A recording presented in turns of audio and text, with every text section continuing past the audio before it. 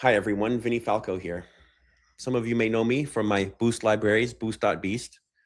I'd like to tell you a little story about two new libraries that we've developed, Corosio and Capy, which I've posted to the LEWG Reflector network libraries that are built on coroutines. So in 2025, last year, in November, my libraries were C++11, Beast 2, the successor to Boost.Beast, a new networking library, C++11. And designing a C++11 network library can be challenging because you only have callbacks. So to solve these design problems, every once in a while, I would go to Peter Dimov on the Slack workspace. I'd ask him a question, and he would always have the same answer. Just use coroutines, bro. Vinny, why aren't you using coroutines? Vinny, why are you using C++11? Why don't you use C++20 so you can use coroutines? And he's relentless. So finally, I gave in. I said, I'm going to show him.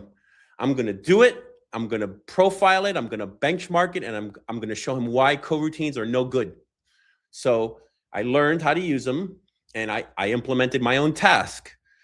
And then I wrote a small benchmark to figure out what the performance is compared to ASIO. Just like I thought, the performance was terrible. However, I didn't optimize my implementation. And ASIO is pretty well optimized. They have something called a recycling allocator. So I implemented that for the coroutines. And something interesting happened. They started performing well. And I was intrigued, so I did some more optimizing, and they started performing even better. And I improved my tests to more simulate real-world scenarios. And an interesting thing happened. At higher levels of abstraction, the coroutines beat ASIO. I wanted to find out why, and I did. Because when you have a composed operation that consists of multiple operation states nested as members, those move constructions, those mem copies, even a trivial operation, mem copy, they start adding up when the size of the struct gets bigger. While the coroutine handle is just a pointer. And I thought that was very interesting. So I built on it some more. I added some things. I created the IO awaitable protocol. And I wanted to figure out, well, okay, now how can we do the allocator for real? I want a robust allocator. I want to have an allocator that works like all the other allocators in the standard. You pass it in, it uses it, it's ergonomic. You can choose your own. Great. And I looked at P3552R3's task to figure out, well, how did they do it? And the answer was allocator argt and being passed into the coroutines parameter list. Now, that is a solution. It can be made to work. However, it's not user-friendly. And I have to survive a Boost review. And we have to survive some very discerning users. That approach would not work in a Boost review. It would get flagged and the library would be rejected because it creates a burden for users. So we had to figure out, how do we get the allocator in? Well, it was hard. By that time, there were 3 of us. Each of us tried to solve the problem. Each of us failed bigly. I failed twice. I had 2 different solutions, didn't work. It turns out the allocator timing issue is rather pernicious. However, we put our heads together and we finally figured it out.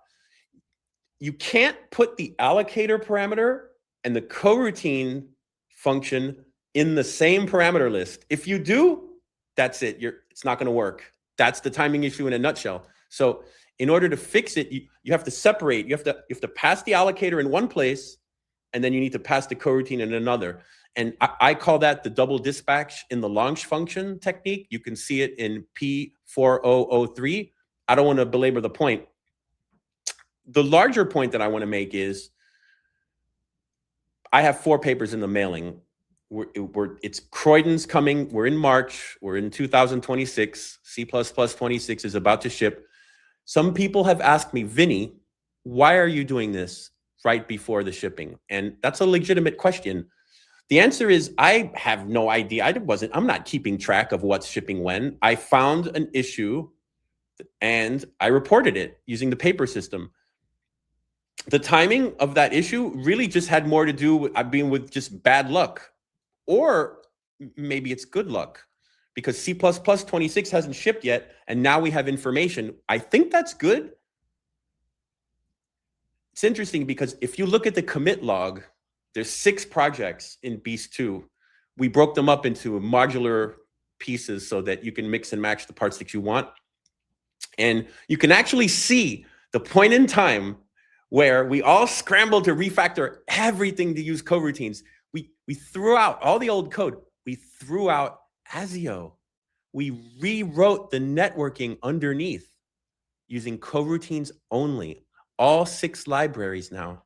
New network library that we wrote, coroutines only. And I got to tell you, it's great. I was wrong. Peter was right.